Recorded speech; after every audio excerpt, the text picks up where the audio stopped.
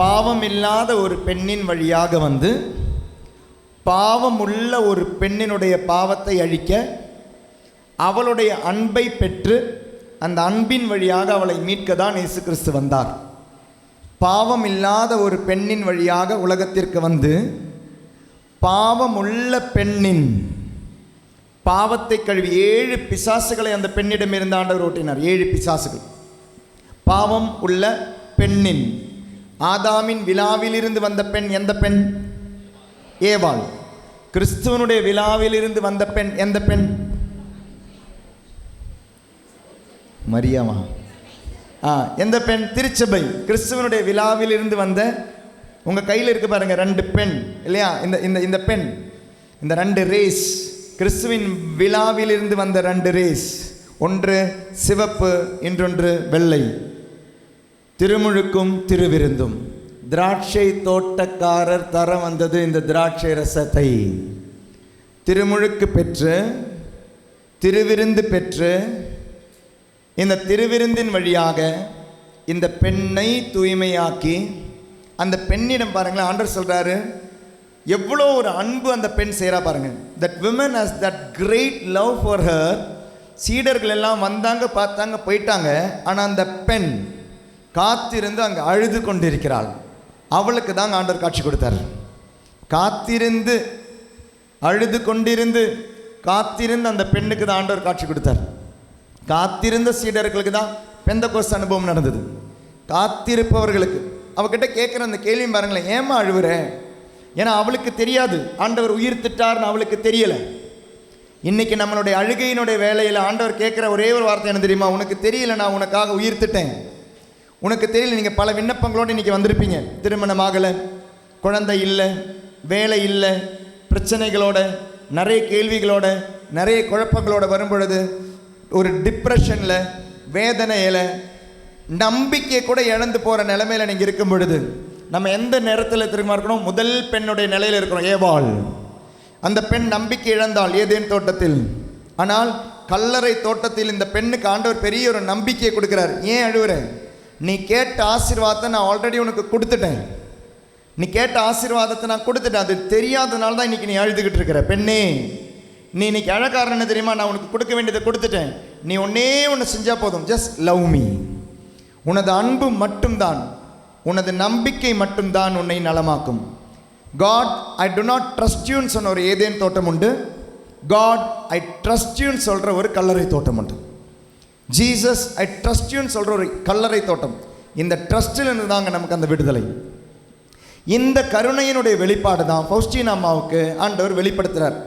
இந்த ஐக்கனை கொடுத்தாரு, இந்த படத்தை கொடுத்தாரு, செய்தியை கொடுத்தார்.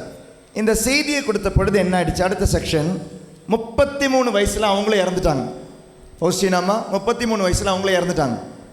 33 வயசில் இறந்த பொழுது இந்த புத்தகம், இவளுடைய கையில் இருந்த புத்தகம், இந்த டைரி, அவங்க எழுதி வச்சிருந்த புத்தகம் கிடையாது, அவங்க எழுதி வச்சிருந்த நோட்ஸ். இந்த நோட்ஸ் எல்லாமே யார்கிட்ட போயிடுச்சு அப்படின்னா அவங்களுடைய கன்ஃபஸர். சாதாரணமாக சிஸ்டர்ஸ்க்கு வந்து பாவ சங்கீர்த்தனத்திற்காகவும் அவங்களுடைய ஆலோசனைக்காகவும் சாதாரண ஒருத்தங்க இருப்பாங்க, ஃபாதர்ஸ்க்கு இருப்பாங்க. எங்களுக்கு ஸ்பிரிச்சுவல் ஃபாதர் அப்படின்வாங்க. அப்படி இந்த சிஸ்டர் ரெகுலராக கன்ஃபெஷனுக்கு போகிற ஒரு குருவானவர். அந்த குருவானவருடைய கையில் தான் இந்த எழுத்து பிரதிகள் போயிடுச்சு. அந்த குருவானவர் என்ன பண்ணார்? இதனுடைய காப்பி எடுத்துட்டு எங்கெல்லாம் இதனுடைய அந்த கருணை, அந்த இரக்கத்தினுடைய செய்தியை கொடுக்க முடியுமோ அங்கெல்லாம் கொடுக்க அவர் முயற்சி செஞ்சு போலண்டில் கொடுத்தார். அந்தம்மா போலண்ட், ஃபவுஸ்டீனா அம்மா வாழ்ந்த நாடு போலண்டு நாடு. அந்த போலண்டு நாட்டில் கொடுத்த பொழுது அந்த மக்களுக்கு மட்டும்தான் போய் சேர்ந்தது. அப்புறம் இது அடுத்த லெவலுக்கு போகணும்ல, அங்கே மட்டும் இருந்தால் போதாது இல்லையா? ஆண்டவர் கொடுத்த ஒரு செய்தி உலகம் எங்கும் போகணும் இல்லையா? எங்கேயுமே போகலை. அப்போ அடுத்து அவருடைய ஃப்ரெண்டு ஒரு ஃபாதர் வந்தார். அந்த ஃப்ரெண்டு ஃபாதர் வந்த பொழுது அந்த ஃப்ரெண்டுக்கிட்ட கொடுத்துட்டு போய் சொன்னார், நீ போகும்போது எங்கெல்லாம் உன்னால் இந்த இரக்கத்தினுடைய இந்த செய்தியை கொடுக்க முடியுமா அங்கெல்லாம் கொடு அப்படின்னார். அப்படி தான் 2வது செக்ஷன். அந்த ஃபாதர் என்ன பண்ணுறாரு? அவர் போன இடங்களில், சைனாவில், ஜப்பானில், அமெரிக்காவில் இந்த செய்தியை பரப்பினார். இந்த பிரதிகள் அங்கே போன பொழுது அங்கிருந்த சிஸ்டர்ஸ்க்கு இது நல்லா இருக்கே அப்படின்னு சொல்லி அவங்க இதை மொழிபெயர்க்க ஆரம்பித்தாங்க. அவங்களுடைய நாட்டில், ஏன்னா இது வந்து போலிஷில் இருக்குது, மொழிபெயர்க்க ஆரம்பித்தாங்க. மொழிபெயர்க்க ஆரம்பித்த பொழுது நிறைய மிஸ்டேக்ஸ் வந்துச்சு, டிரான்ஸ்லேஷன் மிஸ்டேக். கடைசியில் இந்த புத்தகம், இந்த பதிப்பு எங்கே போயிடுச்சுன்னா இது ரோமாபுரிக்கு போயிடுச்சு. திருத்தந்தையினுடைய கையில் போகுது, அவங்களுடைய அந்த சங்கத்துக்கு போகுது. அவங்க வாசித்து பார்த்தா அதில் மொத்தமாக நிறைய மிஸ்டேக், நிறைய விஷயங்கள் தப்பு தப்பாக இருக்குது. கத்தோலிக்க திருச்சபைக்கு எதிராக மாதிரி, நம்மளுடைய விவிலியத்துக்கு எதிரான மாதிரி அதனுடைய டிரான்ஸ்லேஷன் போயிடுச்சு. டிரான்ஸ்லேஷன் தப்பாக இருந்ததுனால அப்படி இருந்த வேளையில் வத்திக்கானில் போன போது அவங்க என்ன பண்ணிட்டாங்கன்னா இந்த புத்தகத்தை தடை பண்ணிட்டாங்க. இது ஒரு ஹெரசி, இது தப்பறை, இது வெளியவே வரக்கூடாதுன்னு சொல்லி சீல் போட்டுட்டாங்க. இந்த புக்கு டிவைன் மர்சியினுடைய இந்த புக்கு வெளியே வரக்கூடாதுன்னு சீல் போட்டு தடை பண்ணிட்டாங்க. அப்படி இந்த செய்தி 1958 லாக் ஆயிடுச்சு, வத்திக்கானில் இருக்கு. அன்று இருந்த போப்பாண்டவர் ஜான் 23 இறந்து அடுத்த போப்பாண்டவர் வராரு. போப்பாண்டவர் வந்த பொழுது அவருடைய அந்த கால அளவில் இந்த புத்தகம் மீண்டும் அவருடைய பார்வைக்கு கொண்டு செல்லப்பட்டது. ஏன்னா அவ்வளோ அப்ளிகேஷன்ஸ் போகுது இந்த புத்தகத்தை வெளியிடணும்னு சொல்லி.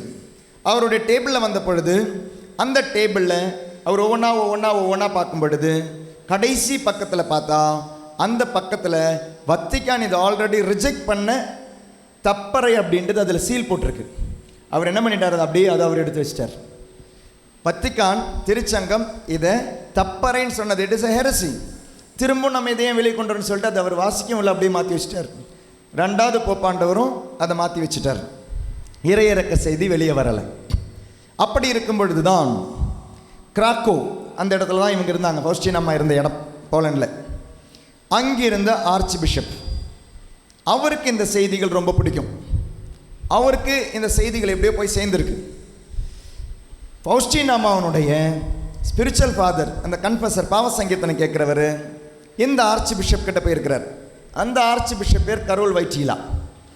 அவர்கிட்ட போன பொழுது அவர்கிட்ட சொல்லியிருக்கிறாரு, இந்த எப்படியாவது இதை ரிலீஸ் பண்ணணும், இவங்களை செயின்ட் ஆக்கணும் அப்படின்னு சொல்லி, புனிதை பட்டத்துக்கு கொண்டு வரணும், அந்த பதவிக்கு கொண்டு வரணும்னு சொல்லிட்டு எல்லா பேப்பரும் மூவ் ஆகும் பொழுது அது கர்தினால் கிட்ட நிற்குது. கர்தினால் ரிஜெக்ட் பண்ணுறாரு. ஒரு தப்பரை எழுதின ஒரு சிஸ்டர் அருட்சகோதரி, அந்த அருட்சகோதரியுடைய புக்கே தப்பாக இருக்குது. அப்படி தப்பான புக்கு எழுதினவங்களை எப்படி புனித பதவிக்கு கொண்டு வர முடியும்? ஆனால் நிறைய பேர் கேட்குறாங்க, 10,000 பேர், லட்சக்கணக்கான பேர் கேட்குறாங்க, இவங்களை புனிதையாக்கணும், அவ்வளோ அதிசயங்கள் நடக்குதுன்னு. அவர் சொல்லிட்டார், முடியாது. பிரைஸ் தி லார்ட், ஹல்லேலூயா. வாய்ப்பே கிடையாது அப்படின்ட்டார். ஏன்னா தப்பறையினுடைய ஒரு புக் இருக்கே, எப்படி புனிதையாக்குறது? அப்படி அந்த கர்தினாலுடைய கையில் இருந்த பொழுது திரும்ப இது போப்பாண்டவருக்கு போகும்பொழுது போப்பாண்டவர் சொன்னார், போலண்டில் இருக்கிற ஆயர்கள் சேர்ந்து இதை படிக்கட்டும், படிச்சுட்டு அவங்க என்ன சொல்கிறாங்களோ அதன்படி நான் பார்க்குறேன்னு சொல்லிட்டு அந்த புக்கு 3வது முறையும் மாற்றி வச்சுட்டாங்க. அப்படி இருந்த பொழுது தான் இந்த கரோல் வைட்டீலா அப்படின்ற இந்த ஆர்ச் பிஷப் ஜான் 23, பால் தி 6th, ஜான் பால் தி 1st, ஜான் பால் தி 1st வந்த பொழுது 1978 ஏப்ரல் 15 அவர் என்ன பண்ணுறாரு, இந்த தப்பறை இந்த புக்கில் இல்லைன்னு சொல்லி கேன்சல் பண்ணிட்டார். தான் போப்பாக இருந்தார், இறந்துட்டார். ஒரு மாதம் தான் போப்பாண்டவராக இருந்தார், இறந்துட்டார். அவர் ஆகஸ்ட்டில் வந்தார், செப்டம்பரில் இறந்துட்டார். புது போப்பானவருக்காக இன்னைக்கு இப்போ நாளைக்கு சேர போகிறாங்களா, இதே மாதிரி போப் ஜான் பால் தி 1st இறந்த பொழுது ஒரே மாதம் போப்பாண்டவராக இறந்தவர் இருந்த பொழுது கார்டினல்ஸ் எல்லாம் ஒன்று சேர்றாங்க, புதிய ஒரு போப்பாண்டவரை தேர்ந்தெடுக்கிறாங்க. அந்த போப்பாண்டவர் கரோல் வைட்டீலா என்ற ஆர்ச் பிஷப், போலண்டிலிருந்து முதல் டைமாக வந்த போப்பாண்டவர் ஜான் பால் தி 2nd. அந்த ஜான் பால் தி 2nd தான் இந்த புத்தகத்தை உலகம் இங்கே பாருங்களேன், ஆண்டவருடைய ஒரு ஐடியா பாருங்களேன். அகஸ்ட் சீசர் ஒருத்தனை வச்சு ஆண்டவரை பெத்லஹேமில் பிறக்க வச்சார். பான்ஷியஸ் பைலட்டை வச்சு ஆண்டவருடைய அந்த கல்லறை தோட்டத்துக்கு கொண்டு போக வச்சார். இங்கே ஜான் பால் தி 2nd ஒருத்தர் எங்கேயோ ஒதுங்கி போக வேண்டிய நற்செய்தியை உலகமெல்லாம் கொண்டு போகும் ஒரு போப்பாண்டவர் ஆண்டவர் கொண்டு வந்தார். அப்போ பாருங்களேன், இந்த செய்தி உலகமெல்லாம் போகணுன்ற ஆசை, அது ஆண்டவருடைய ஆசை, அது ஆண்டவருடைய ஆசை. அதனால தான் நான் திரும்ப சொல்கிறேன், இந்த திருவிழாவை கொண்டாட வேண்டும் என்று ஆசைப்பட்டது மனிதர்கள் அல்ல, திருச்சபை அல்ல, இதை கொண்டாடன்னு ஆசைப்பட்டது ஆண்டவர். என்று ஆண்டவருடைய இரக்கம் அபரிமேயமாக ஒழுகிற நாள் இன்னைக்கு. எல்லா பாவங்களிலிருந்து ஆண்டவர் விடுதலை தர நாள் இன்னைக்கு. அதனால தான் இந்த 9 நாட்களில் என்றைக்காவது பாவ சங்கீதனம் செஞ்சு முழு திருப்பலியில் பங்கெடுத்து இன்றைக்கி இந்த 9 நாட்கள் என்றைக்கு வேணாலும் பாவ சங்கீதனம் செஞ்சுருக்கலாம். இன்றைக்கி திருவிழாவில் முழு திருப்பலியில் பங்கெடுத்து நற்கரணை வாங்கும் பொழுது எல்லா பாவங்களிலிருந்தும் மீட்கப்படும் இரக்கத்தின் நாள் இன்னைக்கு. இந்த திருவிழா ஆண்டவர் நிறுவிய நாள் இன்னைக்கு. எல்லா பாவங்களிலிருந்தும் மீட்கப்படும், ஆண்டவருடைய இரக்கத்தால் மீட்கப்படும் நாள் இது. அதனால தான் நான் சொன்னேன், நீதியான ஆண்டவருடைய இரக்கம் தான் இயேசு கிறிஸ்து. ஏதேன் தோட்டம், மூடப்பட்ட ஏதேன் தோட்டத்தை திறந்தவர் தான் இயேசு கிறிஸ்து.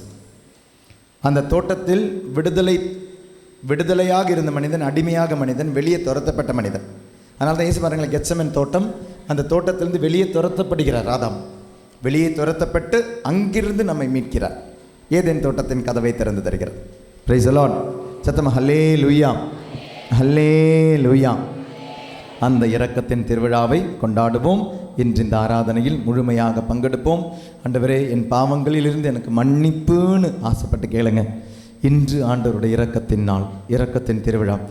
மைட்டி கிரேஸ், த அன்ஃபேத்தமபிள் என்ன அழகான வார்த்தை பாருங்க, அன்ஃபேத்தமபிள் மர்சி ஆஃப் காட். ஆண்டவருடைய இரக்கம் அபரிமேயமாக ஒழுகிற நாள் இன்னைக்கு. தந்தை, மகன், தூய ஆவியின் பெயராலே ஆமென்.